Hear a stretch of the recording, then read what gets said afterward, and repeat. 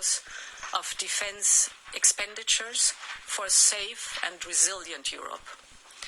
We will, of course, continue working closely with our partners in NATO.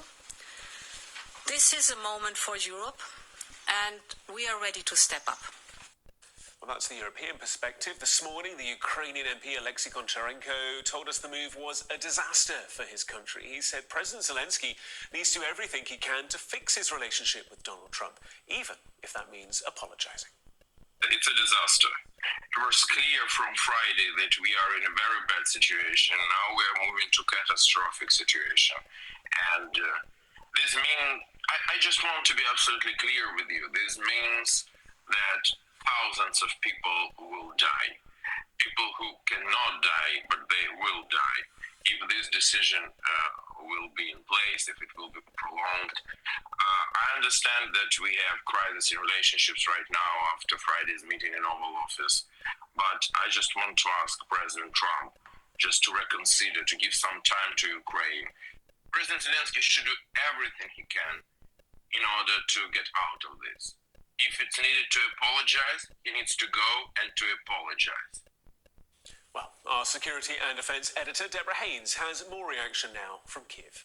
It's pretty strong language, isn't it, from that MP that you've spoken to? Up until now, there's been no sense that he is going to apologise. And actually, there's a feeling amongst Ukrainians who've been writing about their thoughts on social media, as you can imagine, that to apologise for what? It would be sort of apologising to, in their minds, a bully in terms of how they saw the way that Donald Trump, how they perceived the way that Donald Trump and his vice president treated Volodymyr Zelensky, but there is a reality here that everybody can feel, which is the which is that the American support has been absolutely fundamental for this country's ability not just to fight Russian soldiers on the front line, but to defend their skies from these Russian assaults that happen most nights, missiles, drones. Last night, the Ukrainian Air Force saying that they shot down 65 out of 99 Russian drones. We don't know what they used to shoot them down, but American air defences and artillery are among the arsenal that Ukraine fundamentally relies upon. And that's when when you've got Donald Trump saying he wants the killing to stop, it's very counterintuitive for him then to stop giving the Ukrainians the weapons that they need to defend themselves, because when that happens, it's Ukrainians that die at the hands of Russian missiles. And so it's another layer of complexity. Of course, this is a pressure point that Donald Trump is using to try to force Ukraine's president to bend to his will, accept this minerals deal and accept the terms of whatever negotiation Donald Trump wants to see happen. Ukraine doesn't have a huge amount of choices, but clearly it doesn't want to accept, it will not accept a ceasefire deal that is not on terms that it can and believes in, and believes it will enable this country to stay a sovereign nation. Well, earlier, the Deputy Prime Minister, Angela Rayner, said the decision from the US to pause military aid doesn't affect the UK's support for Ukraine. The Prime Minister set out yesterday that we are absolutely focused on making sure that we get that peace and the security guarantees as part of that. He mentioned in the House that we won't be derailed or sidelined by commentary, ongoing commentary, but that we will use our relationship, our long-standing relationship with the US and our European allies to support Ukraine and President Zelensky in getting that peace deal and making sure those securities are part of that. What the US government decides to do, that's entirely their decision. But the UK and the Prime Minister is very clear on our support for Ukraine and that we need that peace deal. And the President Trump has said that we need a peace deal as well, and we're focused on making sure we get that over the line with US support and our European partners. Let's take you to Westminster now. Our political correspondent, Mari Aurora, is there for us. And Mari, as this rift between the United States and Ukraine continues to widen, the UK and Europe keen to try and plug that gap. What do we expect the UK to continue to do? Yeah, I think you're absolutely right. I think the rift between Ukraine and the US feels like it's deepening. The UK is essentially their job is to try and bring those two parties together. Senior government sources have been telling us at Sky News this morning that they are continuing intensive work to bring the US, and Ukraine back together in some way or another. I also think in terms of the gulf between the US rhetoric and the UK rhetoric, you can start to see those cracks as well. So first of all, yesterday in the House, the PM was asked by Westminster SNP leader Stephen Flynn about the idea of the US cutting aid to Ukraine after it had been reported in the media, and the Prime Minister said that was not the US position. In a matter of hours, it was the US position. It feels like Number 10 were somewhat sidelined or blindsided by this decision. And then, interestingly as well, that clip that you were playing earlier of JD Vance talking about a minerals deal being a better security guarantee than what he said, kind of random troops from random countries that haven't fought a war in 40 years or so. That in comparison to what the UK government is insisting, which is that it is not enough, that the minerals deal is not enough. The Prime Minister said that in the chamber yesterday to a direct question as well. So I think the difficulty for the UK government at the moment is to try and not just bring Ukraine and the US back together, but also actually to find a landing zone between where its position is, where Europe's position is, and the US position, which appears to be slightly widening. And I think the concern for Keir Starmer is all of that heavy diplomacy and hard work that he did over the weekend and at the end of last week, how much of it has now been lost or wasted in not just the spat in the Oval Office, but then the knock-on effects, and now this pause in aid as well. Mari joining us from Westminster, thank you so much. Well, let's stick with Donald Trump, shall we? Because US tariffs on goods from Mexico, Canada and China have all come into effect this morning. Let's tell you what we know about them. Well, all imports from Mexico will now face tariffs, as will most Canadian imports, while energy imports will face a 10% charge. And Chinese imports have been hit with an additional 10%, following the 10% last month, bringing the total now to 20%. And here's how European markets have opened. Let's take a look down across the board. The DAX, 40 down 1.88%, the CAC down 1.1%, and 2.2% for the MIB 30. We'll bring you more details on that. Let's take a look at the FTSE 100, shall we? Also down just a few points, 38 points down on the FTSE, 0.44%. We'd also seen some falls across Asian markets. Jitters, I think it's fair to say, in response to that. We'll continue to follow the developments. You can read more as well for yourself on the Money blog, on the Sky News website and the Sky News app. Meanwhile, Sky's been granted rare access to a network of secret Bangladeshi jails. Prosecutors allege they were used to interrogate and torture political opponents of the country's ousted former Prime Minister Sheikh Hasina. Our Asia correspondent Cordelia Lynch has spoken with a former prisoner who shared harrowing details of his time in jail. I never thought that I could come out from that place. It was 5 years, 4 months. I couldn't see any light and anything. No sunlight for more than 5 years. Yeah, more than 5 years, no sunlight. After untie my eyes, then I saw the world again. After 4 months. Well, we'll bring you Cordelia's full report later this hour. You can also read and see more for yourself. There's a long read on the Sky News app. Just coming up to 10:15 in the morning on a Tuesday. Let's talk about online games making millions of dollars from in-app purchases. But the adverts on the apps show themes of misogyny, domestic violence and humiliation of women. A warning that the report following from our data and forensics correspondent Tom Cheshire does contain descriptions and animations of domestic abuse. The adverts on social media look like cartoons, and they're for mobile phone games. This one is called Project Makeover. But the message is disturbing. A woman's partner throws a bucket of dust over her head. It's her father's ashes. Upset, she runs away to a beauty salon. In another advert for a different game, Gossip Harbour, a man hits his family. Do you want to leave or endure? We're asked. And another game and advert. Make me look beautiful. A woman turns to beauty treatments to try and win back her partner. These adverts are for what are called Match 3 games. They're available for kids aged 12 and over to download and play. And they're pretty straightforward puzzle games. But the adverts that we've seen contain some dark themes: domestic abuse, violence, and the humiliation of women. The Advertising Standards Authority works to regulate advertising in the UK. They have strict guidelines on gender harm and offence. If it's condoning or in any way encouraging domestic violence or sexual violence, or suggesting that a character can be sort of manipulated by the viewer or another character, that's highly likely to be unacceptable under our rules. In 2024 alone, the 3 games had more than 67 million downloads globally. The 3 games made a total of $367 million, around £280 million in global revenue last year, contributing to a lifetime revenue of over $1 billion and making millions from in-app purchases.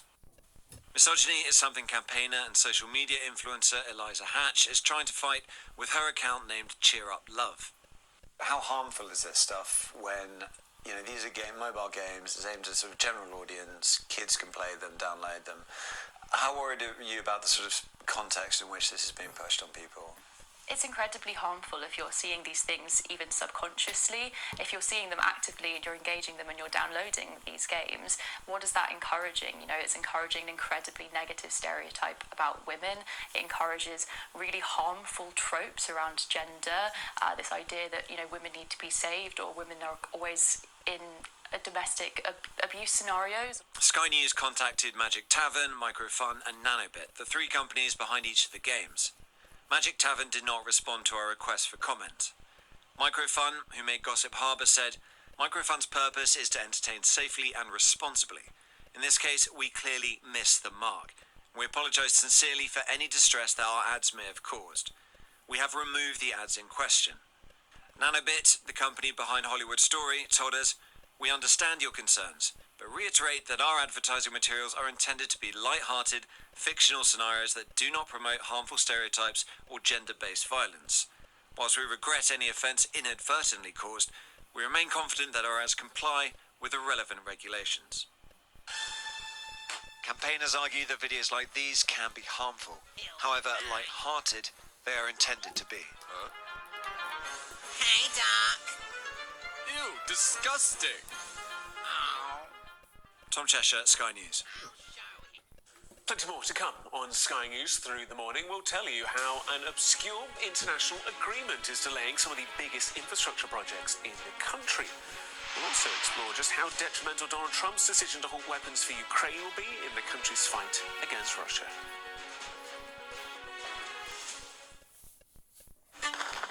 We're trying to see as much as we can. We start with breaking news. Historic day here today. The golden age of America begins right now. A long-awaited ceasefire is now underway. First question, Sky News. This is a huge moment. It's incredible. Now to California. Do you owe citizens an apology? Have you nothing to say? Jane Secker, Sky News. Would you like to respond to us now? Beth Rigby, Sky News. In principle, would you agree to do that? Criticism of you is banned. How is this a fair election? The cameras are poised, waiting to see what the president might do next. Thank you. Thank you.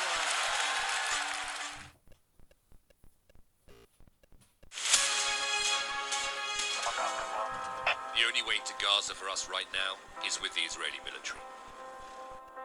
The IDF had brought us in to show us a tunnel network under a residential neighborhood. The length of time must have to have created these tunnels must have taken years. At the end of the day, it's war at the top. It's war down here. I'm Alistair Bungle, Sky's Middle East correspondent based here in Jerusalem. As we were filming, there was a gun battle in the next street. This neighbourhood, the Israeli military say, was the stronghold of Hamas's Rafah brigade. It was just after 6:30 a.m. when the first shots were fired. I remember everything. It was a day that I don't think I'll ever be able to forget. There's no moon, perfect conditions for smugglers and human traffickers trying to move fuel, weapons, and people. The valleys in between, they're some of the main smuggling routes. After days of negotiation, a major smuggler here has agreed to meet her. The families that we've spoken to are people who have died trying to cross into Europe. They say you're a murderer. Are you a murderer? No. Sky News. Get the full story first. Begum was 15 when she left East London with 2 school friends to join Islamic State in Syria. Do you feel that you have committed a crime to the extent that you should serve time in a British prison? I mean, I feel like the only crime I committed was coming here. If you can't take the heat, get out of the kitchen. I can take the heat. The second thing that Harry Truman said, was in politics, if you want a friend, get a dog. My children will love a dog. In Tel Aviv, a constant streak of interceptions filled the night sky as waves of missiles came in. It appears to be a very, very large and sustained attack on Israel.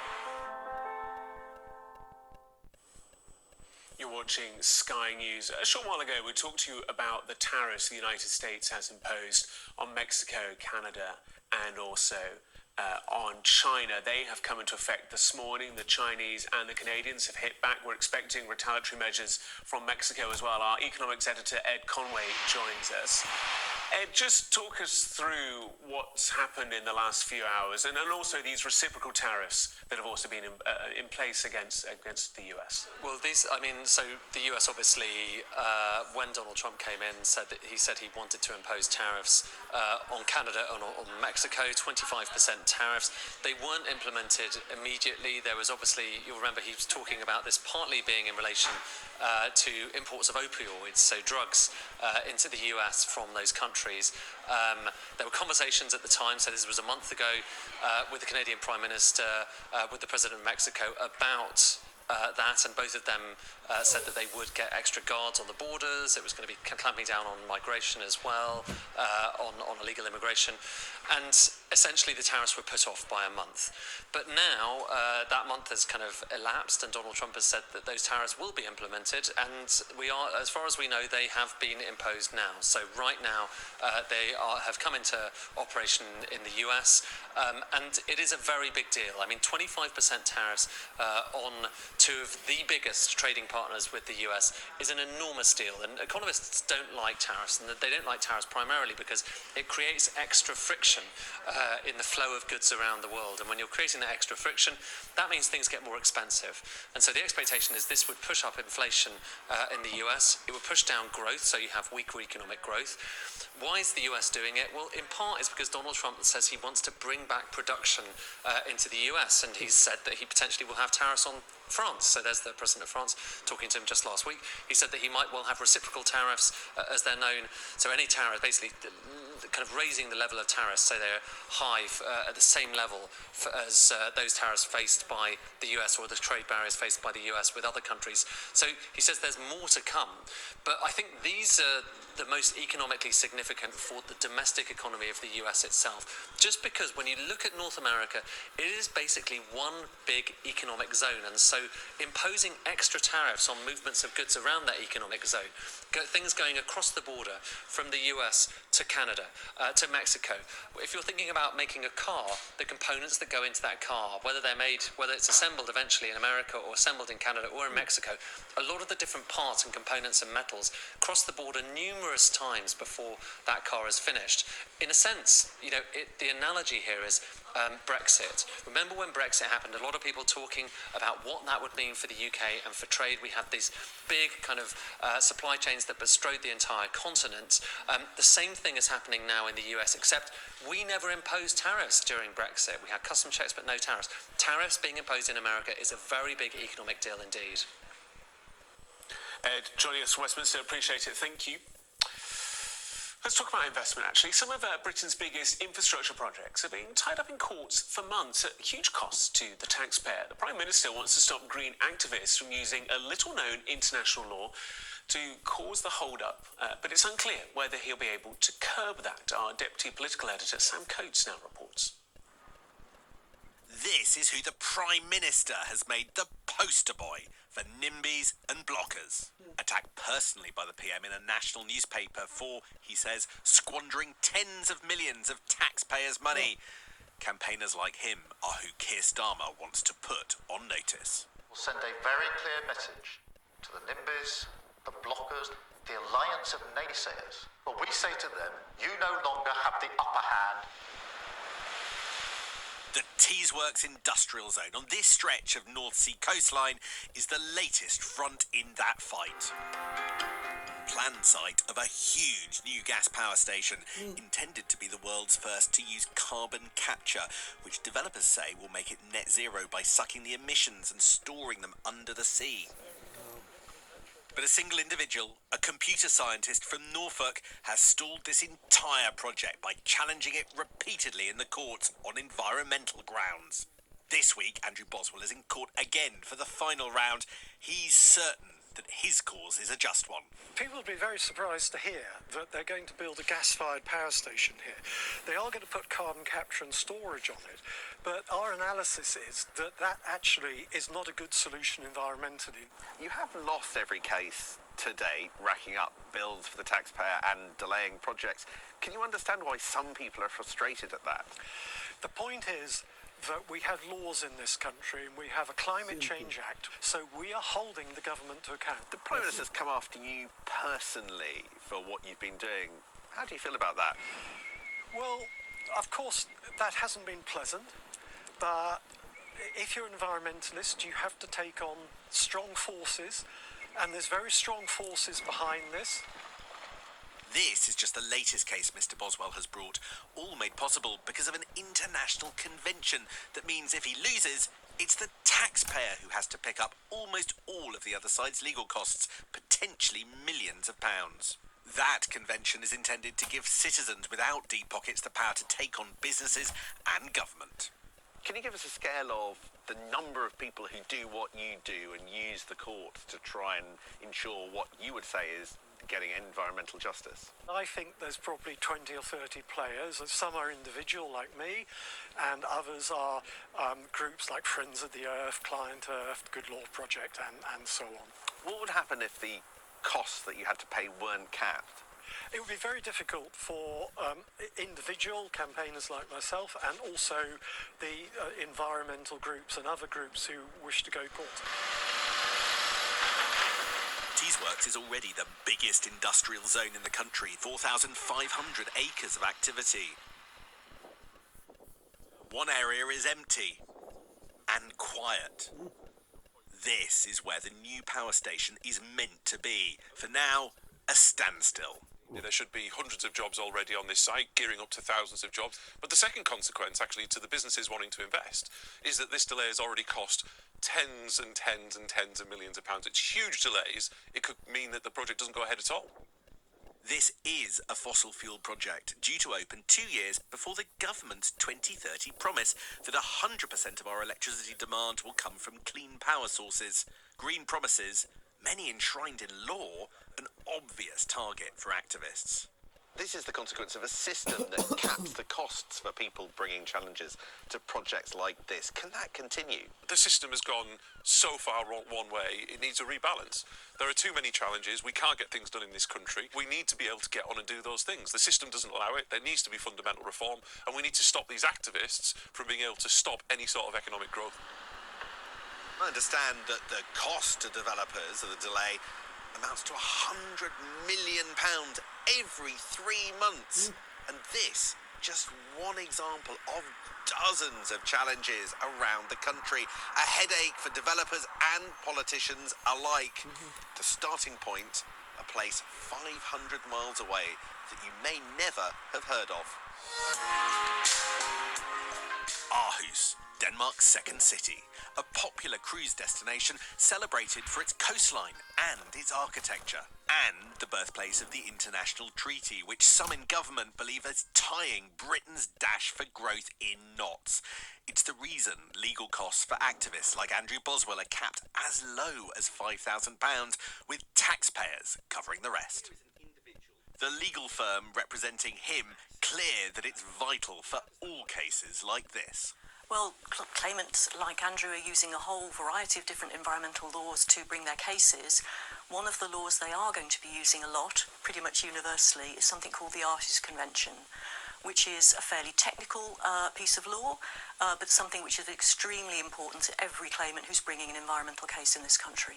Now, you work for a leading law firm in this area. Can you just give me a sense of the scale of projects that are being challenged? We're talking about 80 cases a year presently being brought on environmental issues in the High Court, and that doesn't sound like very many, but they are actually mostly very important projects of huge significance. They are cases that are not massive in number, but have enormous implications for the protection of the environment.